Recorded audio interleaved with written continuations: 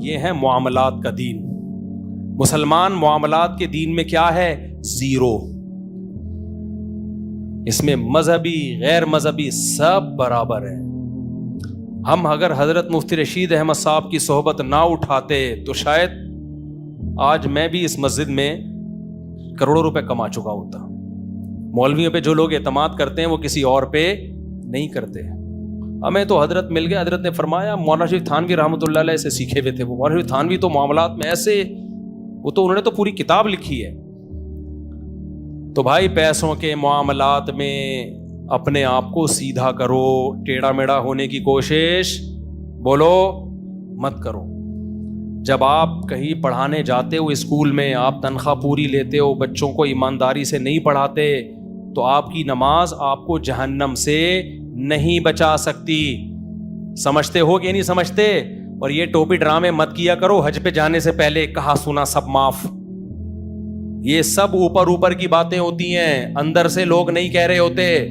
کہا سنا معاف ہے تو بھائی جس کا جو حق بنتا ہے وہ دے دو نا. کیوں الو بنا رہے ہو؟ جو حق بنتا ہے وہ دے کے جاؤ نا.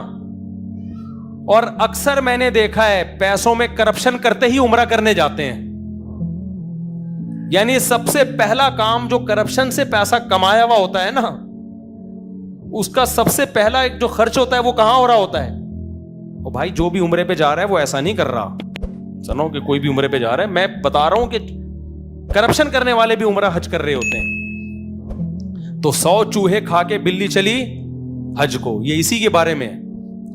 باقی بہت سے حلال پیسوں سے بھی کرتے ہیں الحمدللہ. تو بھائی یہ والا جو دین ہے نا معاملات، نماز بھی ہماری زندگیوں سے نکلی ہوئی ہے، اس میں بھی دو رائے نہیں ہے، لیکن کم از کم اس کو دین سمجھتے تو ہے نا. معاملات کو تو ہم نے دین سمجھنا چھوڑ دیا ہے. سمجھتے ہو؟ اور معاملات کو دین اس وقت تک نہیں سمجھو گے جب تک دل سے پیسے کی محبت ختم نہیں ہوگی. جب تک ہوس ہے نا دل میں تو دل ہوگا یہاں سے بھی گھسیٹ لوں، یہاں سے بھی گھسیٹ لوں، وہاں سے بھی لے لوں، وہاں سے بھی لے لوں. خدا کی قسم غیرت کی زندگی میں جو مزہ ہے وہ مزہ کسی اور زندگی میں نہیں ہے. اپنا گیٹ اپ ایسا بناؤ، میں تو ایسا نہیں ہے لیکن بہرحال اسٹائل ایسا بناؤ، آپ کہیں گے کہ یہ دیکھو ایسا ہے. اپنا گیٹ اپ ایسا بناؤ لوگ آپ کو سمجھیں کہ اس سے زیادہ کروڑ پتی دنیا میں کوئی ہے ہی نہیں. اس سے جب بھی بولو اس کو پیسوں کی ضرورت ہی نہیں ہوتی. ہمیشہ بولتا ہے یار اللہ کا دیا کیا ہے، چاہے گھر میں کھانے کو نہ ہو. بہت مشکل ہے یار، گھر میں کھانے کو نہ ہو نا، آپ بولو اللہ کا دیا کیا ہے، بہت کچھ. بیگم بول رہی ہے میں نے جاب کرنی ہے، گزارا نہیں ہو رہا. بیگم اللہ کا دیا بہت کچھ ہے. بیوی گھر کی چار دیواری میں بہت اچھی لگتی ہے. وہ ٹی وی میں آیا تھا نا، یاد ہے ابھی رمضان میں نا، کچھ سمر ٹی وی تھا، پتہ نہیں کون سا ٹی وی، اس میں کوئی اسکالرز بیٹھے ہوئے تھے. ایک خاتون نے فون کیا کہ میرے شوہر نے مجھے کہا کہ آپ جاب کر سکتی ہو. تو جاب کے دوران میرا آنکڑا ہو گیا کسی بندے سے نا، مجھے وہ وسیم تھا یا استغفر اللہ بھائی، کوئی بھی اچھا لگنے لگا. تو اب مجھے وہ اتنا اچھا لگ رہا ہے، میں اپنے شوہر سے اب ڈیورس مانگنا چاہتی ہوں، تو میرے شوہر مجھے ڈیورس دے نہیں رہے. تو آپ ذرا بتائیے ایکچولی میں کیا کروں. اب وہ اسکالر بیچاروں نے اپنے حساب سے جو بھی جواب دیا، میرے دل چاہ رہا تھا کاش میں ہوتا، میں اس کو جواب دیتا کہ آپ اپنے شوہر کو نمبر دیں مجھے، آپ بیچ سے کیا ہو جائیں، ہٹ جائیں. آپ کا قصور بولو نہیں، آپ کی غلطی نہیں، یہ غلطی آپ کی نہیں ہے. یہ کس کی غلطی ہے؟ شوہر کی غلطی. اللہ کے بندو غیرت کے ساتھ سوکھے ٹکڑے کھا لو، لیکن بیوی کہاں اچھی لگتی ہے؟ گھر کی چار دیواری. وہ تمہارا انتظار کرے، اس کو پتا ہو کہ بھائی آپ کو بھی کوئی شک شبہ، آج کل ماحول اتنا، میں نہیں کہہ رہا اپنی بیویوں پہ شک کرنا شروع کر دیں جو جاب کر رہی ہیں، شک وقت تو اجازت نہیں ہے اسلام میں، لیکن آپ نے جب اس کو سارا ماحول دے دیا صرف چند ٹکوں کی لالچ میں. لوگ یہ کہتے ہیں کہ ایکچولی دونوں مل کے کمائیں گے تو ہوگا. بھائی یہ بکواس ہے، یہ منجن کسی اور کے سامنے بیچا کرو، یہ انگریزوں سے ہم نے سیکھا ہے. آدم علیہ السلام سے لے کے آج تک مسلم سوسائٹی میں مرد کماتے ہیں، عورتیں کھاتی ہیں. یہی ہماری سوسائٹی کا حسن ہے. کسی گھر میں کبھی قحط نہیں پڑا، بچے بھی پیدا ہوتے ہیں، کھا رہے ہوتے ہیں سارے، اللہ کھلاتا ہے سب کو. بے غیرتی یہ جو ہے نا، شیر کی ایک دن کی زندگی گیدڑ کی 100 سال کی زندگی سے بہتر ہے. تو غیرت مند غریب کی ایک دن کی زندگی بے غیرت مالدار کی 100 سال کی زندگی سے بہتر ہے. تو اس میں اللہ پہ توکل کرو, اللہ پہ اعتماد کرو. تو وہی بات ہے کہ جب ہوس ہوگی تو پھر غیرت ایک طرف, جب ہوس نہیں ہوتی انسان سر اٹھا کے جیتا ہے. میرے شیخ حضرت مفتی رشید احمد صاحب رحمہ اللہ 60 سال کی عمر تک غربت میں نہیں بلکہ انتہائی غربت میں زندگی گزاری ہے. ہمارے شیخ حضرت مفتی رشید احمد صاحب نے غربت میں نہیں بلکہ انتہائی غربت میں, انڈا کھانے کے پیسے نہیں تھے. فرماتے تھے لیکن رہتا ایسے تھا, لوگ مجھ سے قرضہ مانگتے تھے. کیا مانگتے تھے؟ قرضہ. اور کہا ایک دفعہ میں نے دیا تھا وہ واپس نہیں ملا. کہتے میں نے اس کو جا کے 2-3 دفعہ کہا, کیونکہ گھر کے اپنے حالات کوئی بہت اچھے نہیں تھے. میں نے اسے 2-3 دفعہ کہا بھائی میرے پیسے تو دے, تو ایک دن غصے میں آ گیا, پھر دیے کیوں تھے؟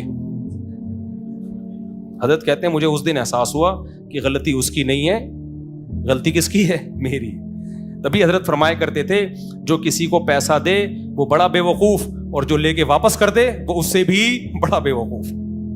سمجھ رہے ہو؟ تو اسی طرح وہ جو خاتون نے فون کیا نا, مجھے آفس میں سلیم پسند آ گیا ہے یا کوئی غفار پسند آ گیا ہے, تو یہ اس کا قصور نہیں ہے. قصور بھائی کس کا ہے؟ اس کے ہسبینڈ کا. براڈ مائنڈڈ بنو, تو براڈ مائنڈڈ بننے کے یہ سائڈ افیکٹس ہیں, اور یہ تھوڑا براڈ مائنڈڈ ہے, تھوڑا اور زیادہ بنو. کوئی بات نہیں بیگم, چلتا ہے سب. وسیم غفار سب ایک ہی جیسے ہوتے ہیں, ٹھیک ہے نا, کوئی مسئلہ نہیں. میں پسند آ گیا, غفار پسند آ گیا, ستار پسند آ گیا, میں اس خاتون کا مذاق نہیں اڑا رہا. لیکن جب اوپنلی یہ چیز بیان کی جائے گی اور اتنا نارمل وے میں اس کو لیا جائے گا, تو پھر اتنا تو احتجاج بنتا ہے کہ نہیں بنتا؟ بھائی کوئی کسی کو ہو گیا, چپکے سے آ کے کسی اسکالر سے پوچھ رہی ہے, اپنا مشورہ لے رہی ہے, تو چلو یار غلطی ہو گئی, اس کو سمجھایا جا سکتا. جب آپ اوپنلی یہ چیز شیئر کر رہے ہیں, تو اور بھی بہت ساری خواتین ہیں جن کو وسیم پسند آ رہا تھا لیکن وہ اظہار نہیں کر پائی تھی. یہ پروگرام دیکھنے کے بعد وہ بھی کیا کریں گی؟ فوراً کہیں گی ہمیں بھی تو غفار پسند ہے, ٹھیک ہے نا. کہیں گی اس کو وسیم پسند ہے, غفار کہیں گی مجھے تو ستار پسند ہے, تمہیں کیا پسند ہے؟ وہ کہیں گی مجھے تو سبکتگین پسند ہے. جب کوئی چیز اناؤنس ہو جاتی ہے نا بے حیائی, تو وہ جرم پھر ہلکا بن جاتا ہے لوگوں کی نظروں میں. اس لیے مجھے غصہ آ رہا ہے, ان اسکالرز کو تھوڑا سا سخت لہجے میں جواب دینا چاہیے تھا کہ محترمہ یہ بے شرمی کی کیا ہوتی ہے, کوئی انتہا ہوتی ہے. اور آپ کا میاں بھی تو سن رہا ہوگا نا, اور اس کے میاں کو میں مشورہ دوں گا بھائی فوراً سے پہلے کیا کرو, فارغ کرو.